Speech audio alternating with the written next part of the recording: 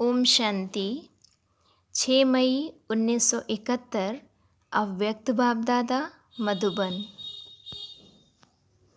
बाप दादा का विशेष श्रृंगार नूरे रत्न।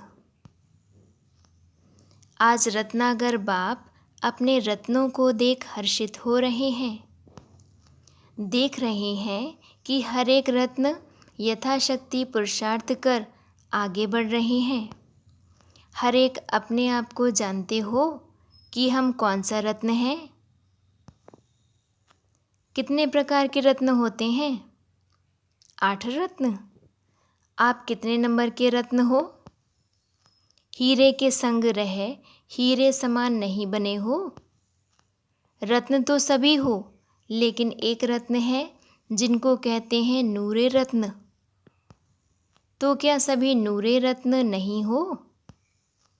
एक तो नूरे रत्न, दूसरे हैं गले की माला के रत्न।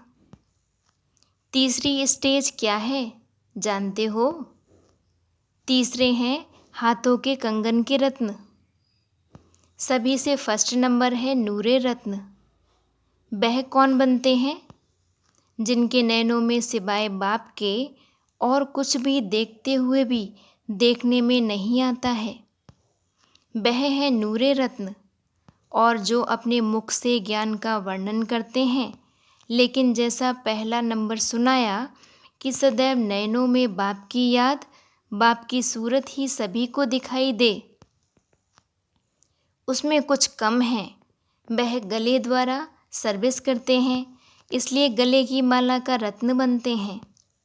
और तीसरा नंबर जो हाथ के कंगन का रत्न बनते हैं, उनकी विशेषता क्या है?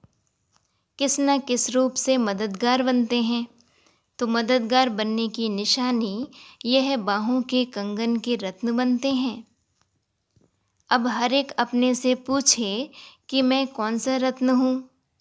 पहला नंबर, दूसरा नंबर व तीसरा नंबर। रत्न तो सभी हैं और बाप दादा के श्रृंगार भी तीनों ही हैं। अब बताओ कौन सा रत्न हो? नूरे रत्नों की जो परख सुनाई, उसमें पास विद ऑनर हो। उम्मीदवार में भी नंबर होते हैं, तो सदैव यह स्मृति में रखो कि हम बाप दादा के नूरे रत्न हैं। तो हमारे नैनों में व नज़रों में और कोई भी चीज़ समा नहीं सकती। चलते फिरते खाते पीते आपके नैनों में क्या दिखाई देना चाहिए? बाप की मूरत व सूरत। ऐसी स्थिति में रहने से कभी भी कोई कंप्लेन नहीं करेंगे। जो भी भिन्न भिन्न प्रकार की परेशानियां परेशान करती हैं और परेशान होने के कारण अपनी शान से परे हो जाते हो, तो परेशान का अर्थ क्या हुआ? अपनी जो शान है उससे परे होने के कारण परेशान होना पड़ता है। अगर अपनी शान में स्थित हो जाओ तो परेशान हो नहीं सकते। तो सर्व परेशानियों को मिटाने के लिए सिर्फ शब्द के अर्थ स्वरूप में टिक जाओ, अर्थात अपने शान में स्थित हो जाओ, तो शान से मान सदैव प्राप्त होता है। इसलिए शान मान कहा जाता है। तो अपनी शान को जानो। जितना जो अपनी शान में स्थित होते हैं, उतना ही उनको मान मिलता है। अपनी शान को जानते हो? कितनी ऊंची शान है।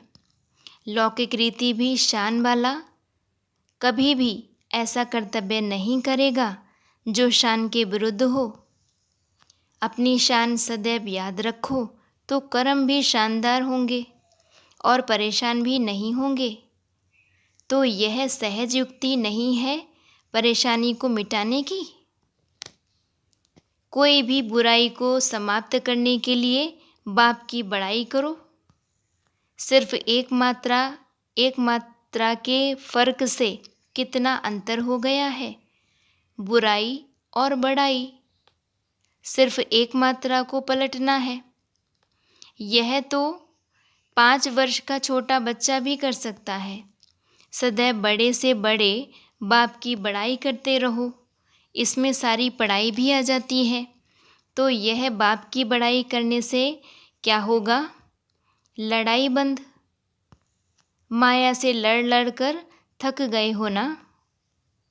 जब बाप की बड़ाई करेंगे तो लड़ाई से थकेंगे नहीं, लेकिन बाप के गुण गाते खुशी में रहने से लड़ाई भी एक खेल मिसल दिखाई पड़ेगी। खेल में हर्ष होता है ना? तो जो लड़ाई को खेल समझते, ऐसी स्थिति में रहने वालों की निशानी क्या होगी? हर्ष। सदा हर्षित रहने वालों को माया कभी भी किसी भी रूप से आकर्षित नहीं कर सकती। तो माया की आकर्षण से बचने के लिए एक तो सदैव अपनी शान में रहो, दूसरा माया को खेल समझ सदैव खेल में हर्षित रहो।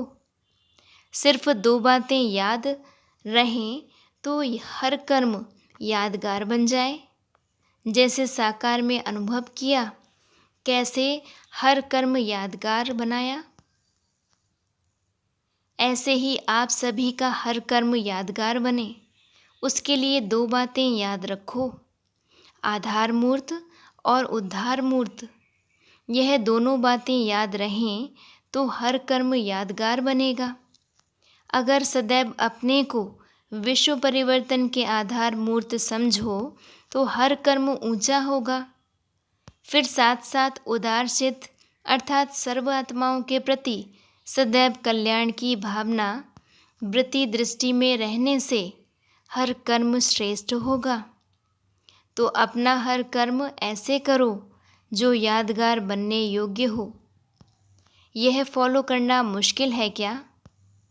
म्यूजियम सर्विस पर पार्टी जा रही है। त्याग का सदैव भाग्य बनता है। जो त्याग करता है उसको भाग्य स्वतः ही प्राप्त हो जाता है। इसलिए यह जो बड़े से बड़ा त्याग करते हैं उन्हों का बड़े से बड़ा भाग्य जमा हो जाता है। इसलिए खुशी से जाना चाहिए सर्विस पर। अच्छा जी, ओम शांति।